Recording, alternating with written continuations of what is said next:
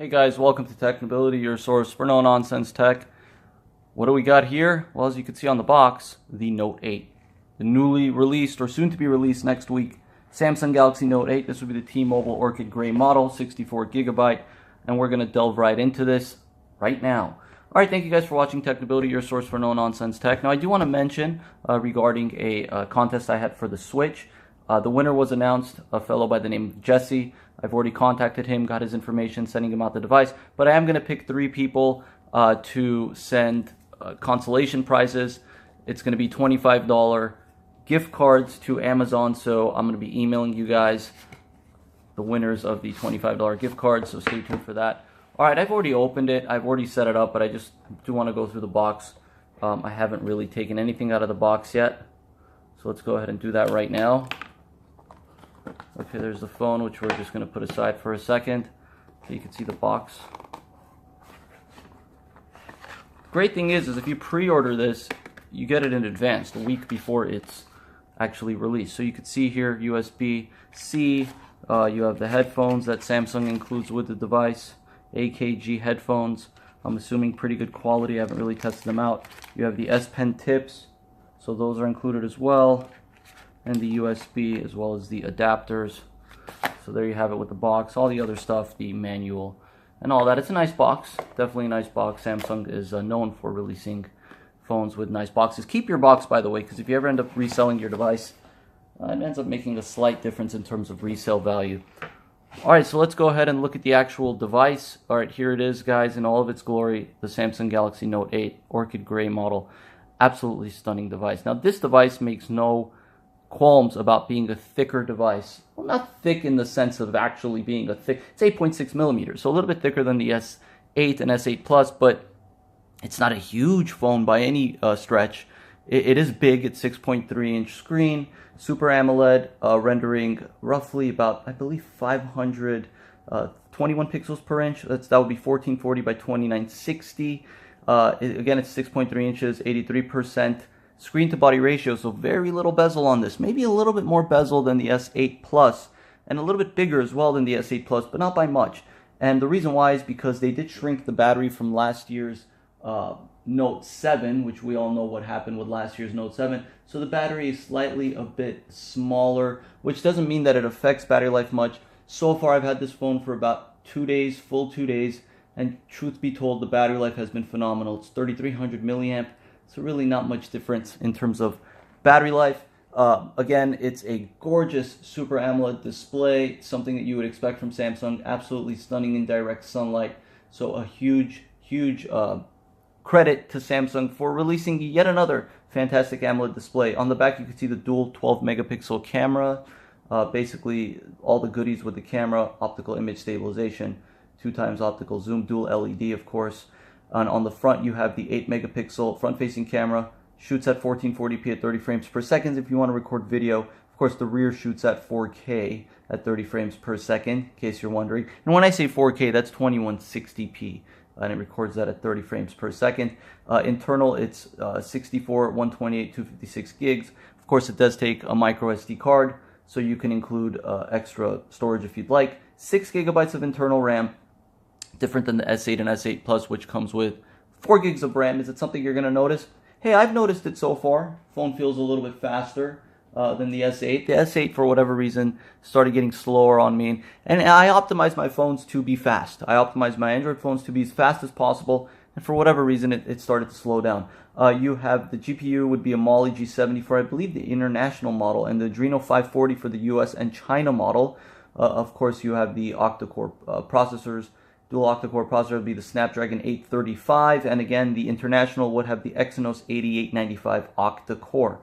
This is running Android 7.1.1 Nougat with TouchWiz 8.5, which they now call Samsung Experience, and we'll get into all that in a second. I do want to go around the hardware here, show you guys the phone, basically the beauty of this device. So you can see the bottom, you have the S Pen and the speaker. We'll get into that. The USB-C port, you could put it either sides, unlike previous iterations of USB. Of course, the 3.5mm headphone jack, isn't it nice to see that? All glass fingerprint magnet back, orchid gray. It is replaceable if you take it to a shop to replace, if you crack it, if you want to replace the battery. Those are all replaceable components, everyone, but it's not something you want to do yourself.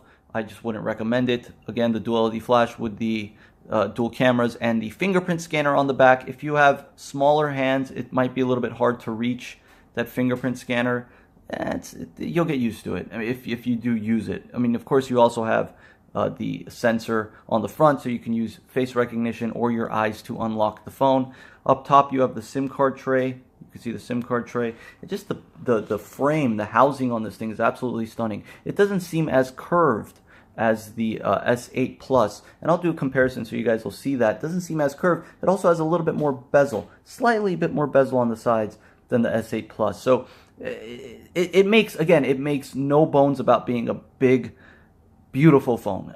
This thing is stunning. It's a phone that is absolutely gorgeous to look at. The screen is phenomenal to look at. The color saturation is absolutely perfect. You can change the hue in the settings if you want from warm to cold. So you can do all that. If you're someone who's worried about screen burn with their AMOLED displays, which a lot of people get, you can always change the hue of the screen to avoid screen burn. So that's a feature that is there. Again, you have the volume rockers as well as the power button and the annoying Bixby button. Yes, I say annoying because I don't use it, but it's there. Okay, I use Google Now, Google Assistant if I do need to use a personal assistant on my phone. Bixby is there. I suppose it is useful. It has useful features, just not my cup of tea. And you can set that up if you want by simply pushing the Bixby button, signing into your Samsung account, or swiping left of the phone. Of course, this is IP68, water and dust resistant. 30 minutes in water doesn't mean you should go swimming in the ocean with it. And it doesn't mean you should immerse it in water for longer than 30 minutes. You know, I've had people come into my shop with water-resistant IP68 phones that have gotten water damage. So be cautious about that, everyone. It doesn't necessarily mean that the phone is waterproof. It's water-resistant. The back is Corning Gorilla Glass 5, so it's a little bit less prone to cracks. However, I already did get a scratch on the top of it, which I'm really bummed out about because I tend to take care of my phones usually the first couple months after I get them, assuming I even keep them for that long. It has all the goodies such as Wi-Fi 802.11 ABG NAC. Of course, you have Bluetooth, Wi-Fi Direct, and all that good stuff. Hotspot. Obviously, you can have hotspot if you have that enabled on your carrier account. So all the bells and whistles in terms of hardware, no doubt about it, this is an absolute beast. It's a beast. It's the latest and greatest in hardware. It's also the latest and greatest in software. And I've always said that I believe TouchWiz is made for the Note. It's just better made on the Note. And you know, before I get into the software, I do want to credit Samsung. I mean, you got the cojones on Samsung, right? They released the Note 7 where a small amount of Note 7s explode. People don't feel safe with them. So what do? They end up recalling it completely. And then they released the Note 8, which, mind you, is stunning, but isn't that much of an upgrade from the S8 Plus. And they price it at $1,000 or near $1,000. That takes guts, and you got to give credit to Samsung for releasing yet another fantastic device. And this device is not without its bugs. I got it out of the box, and it was glitchy. The software was glitching out. It still does sometimes where the screen just doesn't render. Developer options for some reason were enabled out of the box. I couldn't long press on my icons to get the app info, disable, remove, shortcut, select multiple items menu. I couldn't remove icons from the home screen. So there was quite a few glitches. Every time I would go into an app and exit out, the app drawer would open for like a millisecond. But I turned off developer options, which not sure why they were even on, and all is well. And another thing that kind of bugged me was out of the box, the phone was set at 1080p resolution. So I actually had to go into settings, display options, and manually change the resolution to WQHD+. So it was at full HD+, which is fine. Technically, that's 1080p, but I set it to 2960 by 1440p. Okay, now looking at the software, this is 7.1.1 Nougat, the latest and greatest that you're going to get on a Samsung, that is. Of course, it's running TouchWiz, which Samsung now calls Samsung Experience 8.5, so that's 0.5 above what you get on the S8 and S8 Plus currently with 8.0, I believe. They could have updated it since I last reviewed, of course, since today, since I've been reviewing this device. But as it currently stands, this would be the latest in Samsung TouchWiz. And TouchWiz, as I said, is made for the Note. This thing is absolutely blazing fast. Before I get into anything else, I'm going to get into the speed of this monster. You could see I'm basically just sliding through screens. Of course, obviously, you're going to want the phone to be responsive to your touch, and that it is. The screen literally looks like it's painted on. And the viewing angles are actually absolutely phenomenal. In direct sunlight, the lux rating on this thing is phenomenal. You can view it perfectly in direct sunlight.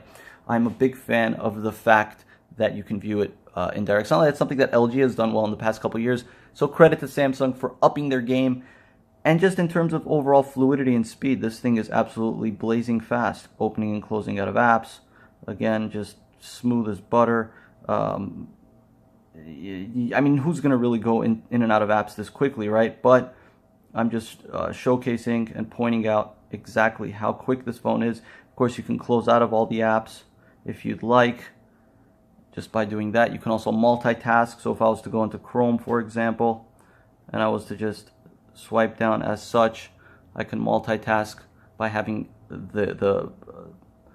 basically the browser or whatever app it is that you multitask with hovering above the home screen while I'm doing other tasks, and it really doesn't affect the functionality or the speed. The phone is still super duper fast. And of course, I could just take this and close out of it if I'd like. You can also multitask by pushing the multitasking key down below, or the app button down below, just as such. Okay, swipe up and then just see what else is compatible, and I can go to the app list, close out, and just do this.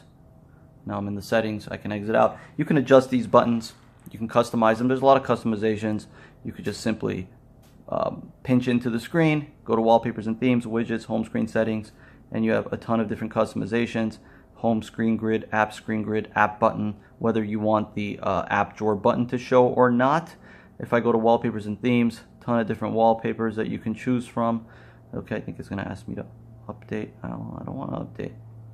All right, well, I'll do this later. In any case, if you guys have used this version of TouchWiz, then you're well aware of how the themes works and downloading themes and icon packs. There's free ones available, there's pay ones available, so whatever your taste is, it's probably there. And you can see this wallpaper, it's almost like a live wallpaper, and the same can be said for the lock screen. It's a little bit different on the lock screen, but there you see it. Again, moves around when I move the phone. It's got a motion feature to it. As you can see the lock screen, again, you can use the fingerprint on the back. You can use the face recognition or the eye recognition, or you could just have no lock screen if that's what you want, although I probably don't recommend that. Again, going through the software, if I go through settings, display options, you have easy mode, icon frame, status bar, navigation bar, features, a ton of customizations. This is what Android has always been known for, and nothing has changed with the Note 8. There's a ton of different customization options. You got to give them credit for that, man. They never veered away from it, so they kept it open source. Now, of course, stock Android is going to give you, actually, stock Android will probably give you less customizations because there is no skin on top of it to customize. TouchWiz allows you to really make it your own. You can put your own icon packs, your own fonts, so you can turn your phone into whatever it is you want it to be. Whereas other manufacturers, in some cases, tend to just kind of give you what they want to give you. And granted, those are great experiences that they give you, but with Samsung TouchWiz, you're going to get a ton of customizations if that is your thing. A ton of different settings options, lock screen and security, face recognition, fingerprint. So you have all those features right there. Now, the great thing about this is, and again, you can go to face recognition just to show you guys how this works here. Okay. Yeah, I'm not going to do it right now, but there you go.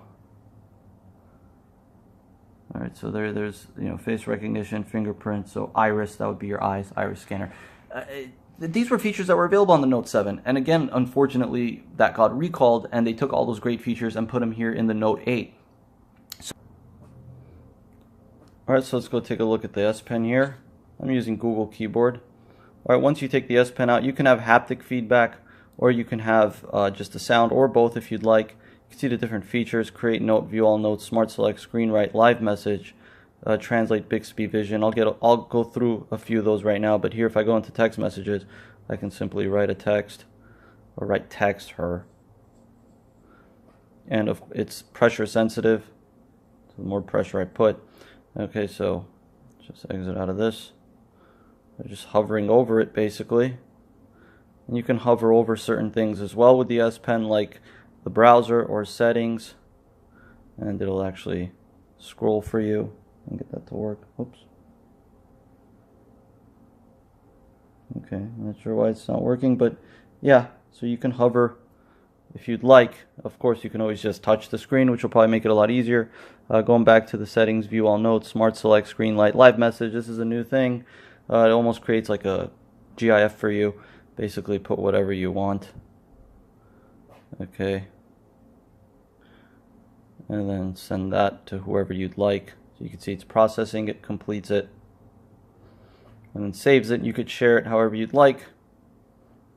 That's your cup of tea. So there's your animation right there. Share it. That's that. Alright, if I was to go into the lock screen and pull out the S Pen, let me show you how this works here. Okay, so I'm going to pull out the S Pen, and you can actually just write memos on the screen. Not sure why it's not allowing me to hover or scroll down. You see how this works here. Okay, and then it'll save it if you'd like. Okay. Alright, now if we were to go into settings, I'm going to check the S Pen settings here. Alright, so manage S Pen. So air view, direct pen command. Yeah, air view is what I have. See, there you go. Now it's available. Okay, now it's working. Sometimes. There we go. Okay, so you have a ton of different S Pen settings as well. I like the S Pen, especially this iteration. It has the pressure sensitive home button, and you could change what this does as well. You can have it do nothing if you'd like. So that's there, and there you see Google now. Google Assistant. Hey, how are you? Of course, a little too late there. Here you go. The first result is... How old is Brad Pitt? Brad Pitt's 53 years old. Okay, Google. Tell me the weather. Currently in Glendale, it's 88 and sunny. Today, it'll be clear with a forecasted high of 80. What is 6 minus 6 plus 3 times 9 to the second power? The answer is 243. Open settings. Alright, goes right back to the settings menu. And you have, I don't want to go through the settings forever, but you have battery options, optimization options, applications. If I were you guys, anytime you download an app, like a freeware app, game, whatever, turn off notifications. Go to notifications, turn them off. Believe me when I tell you this. Turn off the notifications. Okay, going back here, we can look at the calculator. Very simplistic. Calendar, you could set meetings. You could do also through this through Bixby. You could do it through Google Now. And of course, you'll get notifications when said tasks or meetings come up. Clock, alarm, world clock, stopwatch, timer. Of course, you have the weather app. So you see the weather app right there. Of course, the dialer. The messages app, which I already showed you guys. Samsung Internet, I use Chrome only because it's synced with my account, easier to use. Remove that screen right there. All right, let's go ahead and check out the camera. Okay, so the camera on this thing is absolutely phenomenal. This is a absolutely phenomenal camera. It literally immediately autofocuses, and I know what you guys are thinking. Of course it does, right? Well, sometimes these phones take a second to autofocus correctly. In the case of the Note 8, this thing autofocuses immediately, and you have live focus as well. You have the option to do full view. You can see that right there. Stickers. You have Pro Mode, Panorama, Slow Motion, Hyperlapse, Food, Virtual Shot, Front-facing 8 megapixel camera right there. You can see how that looks. Okay, stickers, if you want to add those. Okay, not my thing, but alright. Alright, flip back. Point your camera at someone to apply a mask, because I have stickers on, right? So let's remove it. Yeah, this is an absolutely phenomenal camera. I'm just going to go through some pictures here that I took with this 12 megapixel dual camera. Bixby Vision. So see more than the eye sees. Bixby Vision detects what you're looking at and gives you the info you need. It finds products online, searches for similar images, shows notable locations nearby, translates text, reads QR codes, and more. Available services vary depending on your phone, country, and service provider. So Bixby Vision right here. We'll just agree to it. Click OK. Sure. Sure. All right. Point the camera at an option or location, then hold your phone steady while... Okay. So place image shopping. So it's basically tags it, and you can set up, you know, or see if there's anything related to it, like thinks I'm looking for hardwood floors. Okay, that's great. Shopping, I don't know what exactly is going to show me. Tables, nope, nothing. Place, does it know where I am? Oh, does it? Oh, Moonlight Restaurant, Palmer Park. Okay, not too far. All right, so that's Bixby Vision right there. You know, you see the S Pen features hovering over right here. You could translate text, screen write, which would just be a screenshot that I can draw on or write on if I wanted to. Discard. Okay, now looking at some pictures that I took. All right, so let's go to these photos. All right, so there's my Camaro. Took a photo of this. See how that looks. Okay.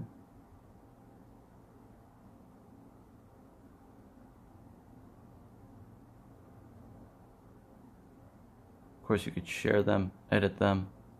This is the front-facing camera. This would be a picture I took with, let's see, let me see, a normal picture, yeah, with live focus. Okay, so it just kind of focuses in on what you're taking the picture of. That would be Simba right there. A bunch of test videos I took.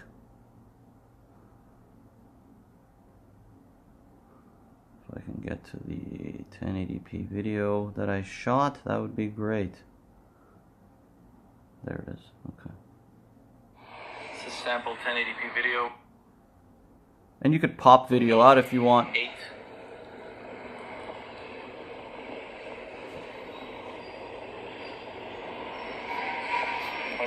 Zoom.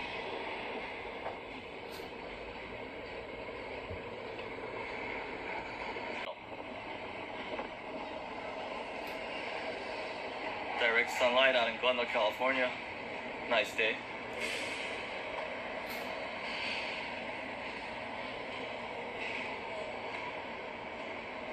The autofocus on this thing is phenomenal. I mean, when you're taking pictures, it autofocuses, if that makes any sense. It's blurry when you first open the camera up to take a picture, but the dual lens on this thing is really phenomenal. Alright, there it is, 1080p video. Glendale, California. You could turn this into a GIF or a clip into a GIF if you want. Full screen. Alright, so video quality in terms of taking video with the camera is phenomenal. Alright, video in terms of watching is phenomenal. Absolutely no doubt about the video quality that you get when you're watching YouTube or Netflix or HBO Go or whatever it is that you watch. Third-party apps run flawlessly on this. If I was to just check out Facebook here, a little bit of stutter, but not really. It's just perfect enough in my opinion. Again, multitask and close out. Very simple. And the Note is really, now I'm going to close this off. I feel like I've covered everything that I need to cover.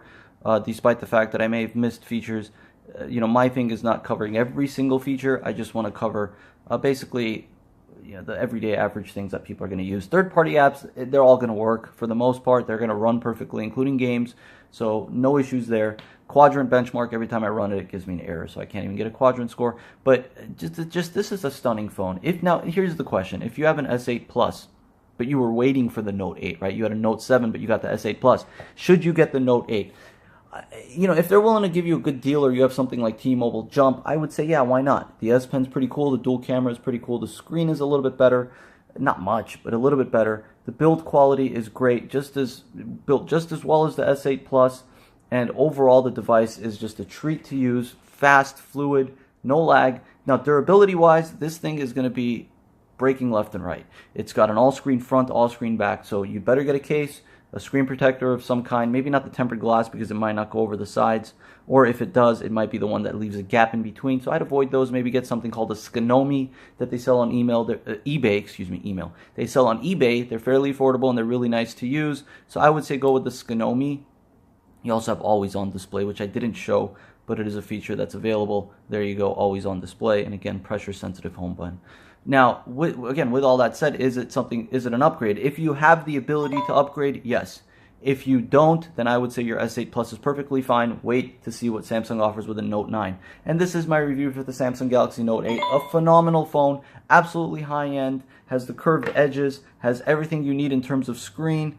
It's perfect, it's beautiful. Get this phone, guys, if you have the means to get it, or if you're upgrading from, say, a Note 5, get this phone. Phenomenal. Thank you guys for watching Technibility, your source for nonsense tech. Again, stay tuned. I'm going to be announcing the consolation winners of the Switch contest in a video coming up probably tomorrow or the next day. So 3 lucky winners, which I'm going to announce, are going to get $25 Amazon gift cards. So stay tuned for that. Thank you guys for watching Technibility, your source for no-nonsense tech. Have a good one.